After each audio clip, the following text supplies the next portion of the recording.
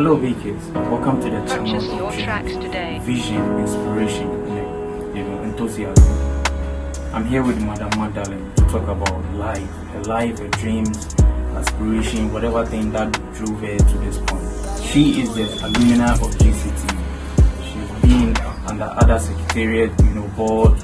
She's more enlightened, law, a whole lot. You understand what I'm saying? Because life is what you do. She has put in a whole lot of effort, energy into whatever thing she's saying today. So we are going straight to her to listen to what she has for us.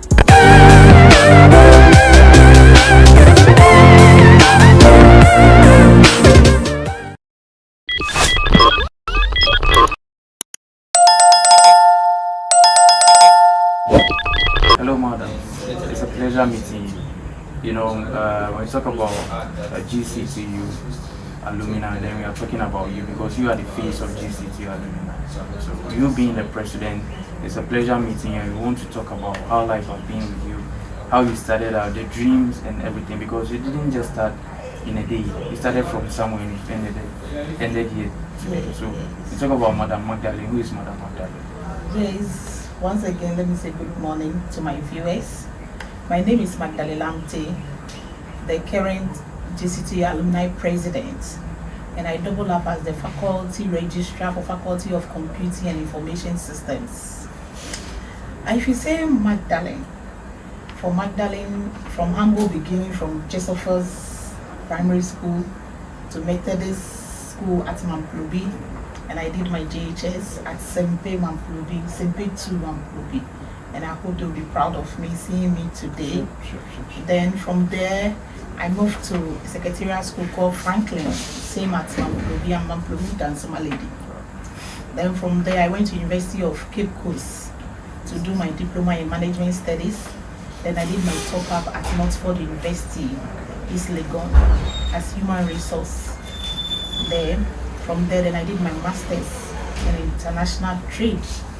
And I have postgraduate in anti-money laundering and tourism financing. Then from there, I'm a chartered HR from Chartered Institute of Human Resource, and currently I'm a PhD candidate. Yes, please. So, how did you manage to get to this level? Because I know to be an alumni of GCTU, you need to, be embodied in the school in one way or the other. Yes, I joined GCTU. What made me to become an alumni president of GCTU is I did my master's here. It's transnational. Okay. GCTU have a relationship with other transnational universities. So I did a handheld university from Germany. They have a collaboration with GCTU. So that gave me the platform to become the alumni president of GCTU. This dream came about when I was transferred to this faculty. I was then the acting head of monitoring and evaluation. I've been with GCTU for 16 good years. Wow. I joined GCTU 1st April 2009. Yes, when I was in my 20s. Then I was in HR. Then I moved from HR to engineering department, from engineering back to HR. Then I came back to the IAT faculty. From there, I moved back to HR again. Then I was moved to the Ocean View. We have a branch at Nungwa. I was then the general administration head. Then I moved from there to become the coordinator for exams for the entire GCTU. Then from there, I was then moved again to quality assurance department. That's why I became the head of monitoring and evaluation. From there, then I became the faculty registrar for Faculty of Computing and Information System. So when I came here, I realized that one of my initiatives is why a big faculty? We don't have an alumni, because I believe in little competition. If the faculty has a strong alumni, they are rich, because in general, most of the schools that they are still in existence is the alumni who are the strength of the school, and through that their current students leverage on this, and they are still in existence. So a school without an alumni is very weak, and it can die out of system at any time. But when you have strong alumni base, it makes sure you are still in existence, because it becomes the strength of the school's weakness to still be in existence. And before then, I was the secretary for University Administrators Association I was the local chapter secretary for GCTU and a NEC member for all the system public university. So when I moved to other camp, we moved from NEC meetings, we moved to other university campus. You see what their alumni have done. So I initiated it with my faculty, that's Faculty of Computing and Information System, and I came out with faculty, the IAT alumni group, which as I speak to you, we are almost 805 alumni on it, then the entire alumni. So when the vacancy for the alumni position came, I applied for it. What really inspired you to apply for it? Yeah, because I was able to pull the faculty alumni and me be a NEC member and see what alumni have done for their various universities. And I think I've learned a lot in the industry that I can impact to make GTUC stronger and envious of all. So that inspired me that, oh, you have acquired a lot of knowledge moving from one university to another. Why can't you impact into GCTU as well? So that we lay strong foundation for our alumni to rise on to make sure the GCTU will still be in existence and support the dream of the Silicon Valley of the Vice Chancellor, that's Professor Emmanuel Afuapa. So that inspired me to do more and say, I'm going for this position. When I went, they are all males and I'm the only female. How was it? It wasn't easy. You know, anytime there is a female in that capacity who wanted to stand, they have the stigma. Either you are a prostitute, either you are this. But one thing I want to tell ladies out there, they should be resilient. Because one thing I always tell myself is I'm an innovator in heels. If you are an innovator in heels, you try to break barriers. No matter how stigma, the insults they will give to you, be a resilient, have a dream, tell yourself you can make it. Those big names out there is not better than you. But if you have a dream and you have a passion that drives the inner, we call it intrinsic, that drives you, no matter how stigma people will do for you, you don't mind, you will still move forward. So let me ask you, madam, because you are talking out of passion. Yes. The confidence level is a talking of. So I want to know, did you really, gain this confidence from home or what? How did you, maneuver your ways through this? How did you do it? Yeah, when I was in the uni, when there is vacation, I do attachments. So I was able to work with Accra Brewery. I was at their this department, import and export department. Then from there I moved to UCG. I was at their loss control department. Then I moved to the courts. I started gaining my confidence from the courts. And when I was doing my masters, courts, sometimes the lawyer will tell you, go and adjourn case because it's indisposed.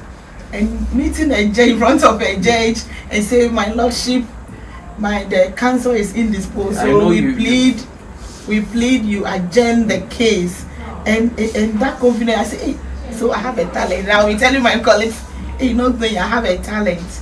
And one thing I realize is that anytime we go for place as a group, when there is activity, they also get up and do it. So through that, I start building that confidence. And my colleagues will be laughing at me, Hunam Pejuma. And I say, oh, everyone, because one thing I believe in, anything you do, you practice often, it becomes part of you, because I'm the shy type. And so during the secretarial school, madam, when we go out for outreach or industrial attachments, you will come and present. If you don't do it, they will rip you. So true, because he said as a secretary, because I did when I was waiting for my SS results, I went for the secretarial school, so I did up to senior stenographer. So I'm a senior stenographer as well. So as a secretary, you should have the confidence, because when you go for meetings and other things, you meet people. So when you're low self-esteem, you have low self-esteem, you can't do the job. So true that I start building it small. But then I was living in a compound house. When you live in a compound, you bring the best out of you as well, because you meet different kind of character. There's a whole lot of things. So through that, as individual, you try to strive hard, so that the way people see you, their thoughts are not God's thoughts, neither their ways are God's ways. So you try hard for what they think shouldn't come to pass. So some of all these things gather up to build my confidence and push me out there. Yeah. That's wonderful. So I want to ask you again. You have a background in this law and yes. Because I've worked with one of I work in the law firm that is called Law Smith. So we do this when people have cases. They train lawyers. You know, when lawyers finish their LLB and they go to Mokola, after they call them to the bar, you need to work with a lawyer to study under the lawyer to learn how to do the proceedings in court. One of them is how to do writ of sermons, because before when there is any case, you need to do writ of sermons. You need to do search. So we were taught how to do this motion ex parte. We do codicil. Codicil means you put will. You have done a will and you wanted to add up. You do that, you deposit at the court, you do the registration of documents at the court. So through this, I became a secretary. Because of my secretary background, I became the assistant legal secretary to some of the lawyers, and through that, I came out with that experience, and I never regret it. One day, I'll be called to bar. Do you have any relative who is a lawyer that inspired you to go through that channel? Yes, you know, my grandfather is Chief Justice Rita Alumni. Yes. I think you have that DNA in you. Yes. Yes. That's wonderful. Yes. So, law is interesting. Yes, if you learn, and I did when I was doing my chartered HR, I did the legal aspect of human resource, because as a human resource, you are dealing with human beings who are unpredictable. So, and anything you say, you shouldn't just say subjectively. You should be objective and backed with judicial precedents, the statutes of the law. That helps you so that the running of your business will be smooth. So you should be conversant with law, because every industry that you are, they have a statute that governs it. So you need to be abreast with it to help you. Madam, I'm overwhelmed already. Your mental faculty is too high. So I want to ask you again, like, at what point do you feel that you've met an obstacle that you think you can't do it? At what point? One thing I always tell myself, at least we all have challenges, but with me, I have some inner motivation. Things that people say they can't do are the things that I take it up to do. Because one thing I came to realize in life is every error, there is one chance of opportunity in it. So I always tell people, when this person says, I've done this, if you do it, I did it and you failed. It's because if you two good. I said, no, we have different names and we were born on different dates. We have different angels that govern us. So if you go there and you fail, that doesn't mean if I get there, I'll fail. No. Because one thing I believe, we call something the law of attraction. What you think is what you attract. So always as I walk, I think positive. Positivity. And one thing I learned is that during my master's level, the one course called management game. As a manager, when there is a problem, if you can solve it instantly on your feet, you should think for instant solution for that problem so that they can hold it for a while. Then now you come back and sit down and think of longevity to solve that issue. So that's one, to build that resilience in me to be able to solve issues. So sometimes you are human being and you have blood passing through your vein. The emotions. But if you sit down and you hear that small voice and say, you can do it. Especially when I was going for this alumni president, because they are all guys and they are coming out of the political environment. Even I was citing an example, I was competing with then David Asante, the CEO for Ghana Publishing. So you know the political, the NPP was in power. You know the political, you step down for him, this person will be calling you the big man. The whole of GCTU was the hostility I went through. But one thing I told myself is, Magdalene, you can do it. Because one thing I believe in life is, when there's, because something time and time, when your time is right and you don't do it, forget the next time there is another star that will come, that will be irrelevant. So when the time is due, go. When you fail, it's a learning process for you to learn. When you win, it means God wants you to continue. So I told them, I'm not stepping down. If I fail, if I don't win, it means God wants me to learn the process and come back stronger. To come back, if I win, it means that is the day the Lord has made, and He wants me to lead GCTU Alumni. And through it all, I was emerged the winner. And here I am being the GCT Alumni President. This is amazing. This Yes. is amazing. So growing up, did you ever thought of being here today? No. How was it? Growing up? Growing up, you know, as I said, I live in compound Yeah, house. And you know, in the typical Ga community, if your mom is not a Ga and from different tribe, the way they treat you guys, my mom is from Togo. Okay. Yes, my mom is, so I'm half Ghana, half Togo. But the confidence my mom and dad built in us, they made us understand that if they give you little, not that they don't love you, but you should learn to be content with what you have. And that has guided me. If somebody can have the whole world, I don't feel, no, I don't, but I rather fight for myself to make sure I get what I want genuinely, not to pass through dubious ways. Because when you keep on lying and doing dubious things, at the end of the day, you end up getting issues, because one day the truth will surely come out. So tell them the bitter truth and let them hate you. Later, when they find out in their hearts, they wish they could be part of the process, but it will be too late for them. So growing up, who was your mentor? Because as little as you were, you needed a mentor to guide you, to look up to, and all those stuff. Who was your mentor? Yes, there's this woman. Always when I was in school, I went to my secondary school was at Osu Presec. I went to Osu Presec. So when we closed and we had come, those of us who don't have transport will chop our money with Kelly with it. We walk through Ghost Town. When I see these beautiful girls driving, then I will tell my friends, the moment we finish our SS, I will be in an office. And they say, really? I said, the moment we finish, you will mark it on this board. I will be in an office. I will be wearing the suit up, and I will be driving something. They say, oh, you dear, you always say it. And do you know what God did? Then when we finished SS, I was at Accra. That was my friend, and they were all shocked. Since I finished SS, I haven't been at home till now. Yes, so that's made me to have that belief that what you think is what comes to pass. But then I also believe, we need people to get us connected, to put us on and those stuff. Did you hear someone who said, come, let me hold your hands, let me show you to this one. This is my granddaughter, this is my niece. Yes, then, I'm a Methodist. When I'm from children's service, we have this children's service teacher. So when we have issues, and this Reverend Minister, I'll never forget, Reverend Jane Nana Odu. Yes, I love motivation, so I put in a book that's the poem. So he launched it in Methodist Church. He motivates me, and there is Brad Dan at Men's Fellowship, Mamplobim Nazareth Methodist Church. He motivated me for the UCC. Then may this woman so rest in peace, Miss Nancy. He is the CEO for the Franklin Secretarial School. May her soul rest in perfect peace.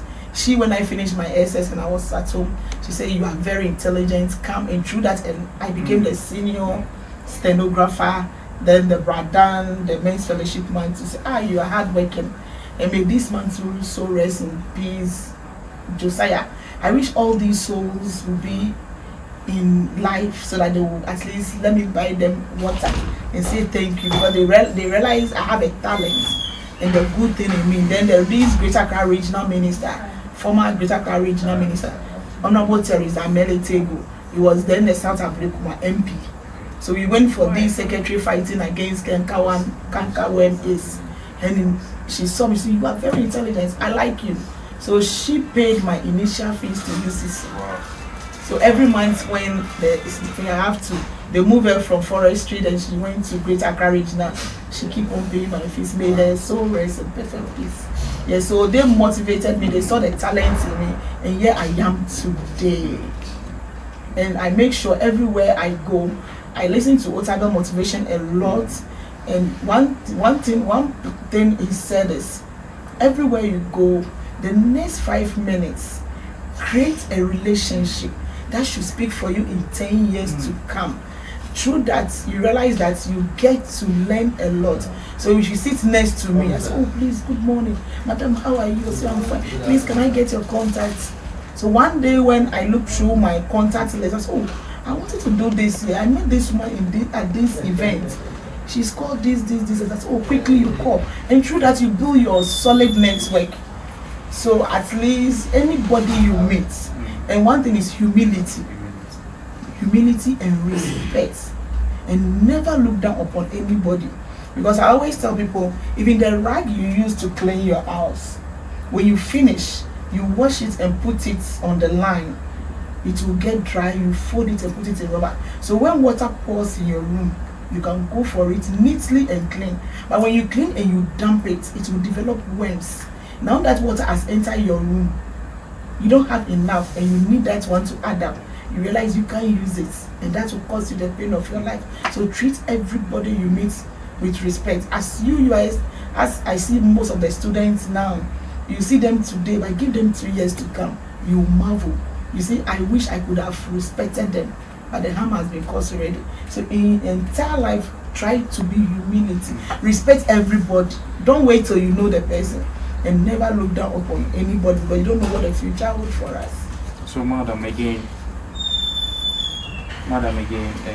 with respect to your position, you attain this position. What have you achieved? What are you doing, and what is the future? Yeah, so currently what I have on the table, when I took over the Alumni, we started from zero. We don't have a substantive alumni executive. We are the maiden executives. So I registered the association officially under the Registrar General. We launch it officially and unveil our logo that will enable us to do souvenirs to exhibit the alumni.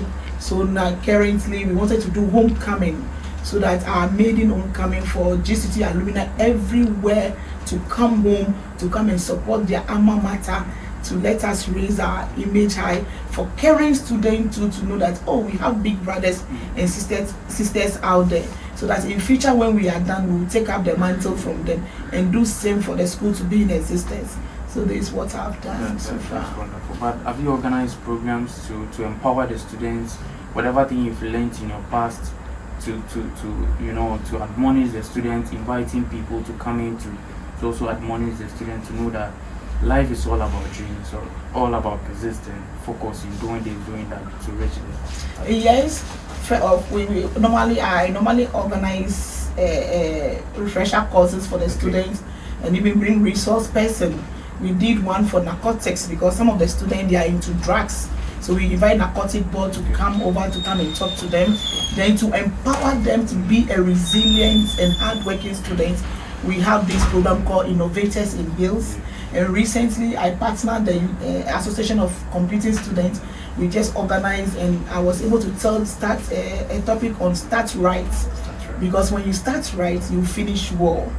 We let them understand the purpose of them being in school and the sacrifice they have to make for that 4 years, and finish. After that, they have all the world hope to themselves. But they need to start right by taking your book seriously, attending lectures seriously, doing all your assignments. Then when you write the exams, you add a little and you get your A and you move on. After that, friendship is all over. So they should start right and finish well. That's awesome.